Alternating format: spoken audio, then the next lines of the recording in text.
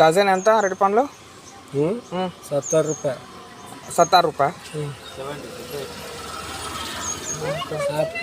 కాదు కాళ్ళు నొప్పులు కాలే?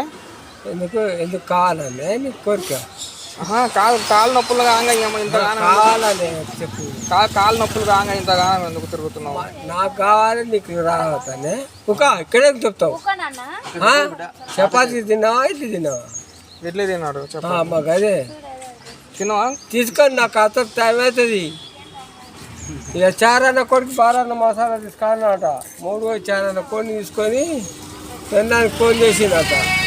బారన్న మసాలా తీసుకొని చారన్న కోడి ఎంత ఉంటుంది? చారన్న ఎంత చూసినావా? చారన్న పైసలు చూసినావా? చారన్న పైసలు చూసినావా? నేను చూడలేదు. 3 పైసలు చూసినావా? 5 పైసలు చూసినావా? నీవేం చూసినావు? నువ్వు ఎంత చూసినావు? నేను పైసా వరకు చూసినా. నాకు ఆ ఒక్క పైసా వరకు కూడా చూసినా. అమ్మా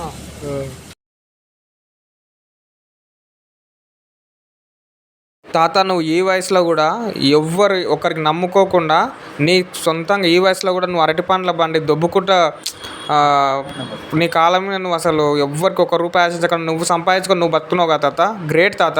అసలు నువ్వు నీ వయసు వచ్చే లోపల ఇప్పటి జనరేషన్ మాత్రం ఎవ్వరిని ఇంతగానో మీ అంత వర్క్ చేయలేరు తాత. ఇప్పుడే 40 ఏళ్ళు దాటినా అంటే కథం.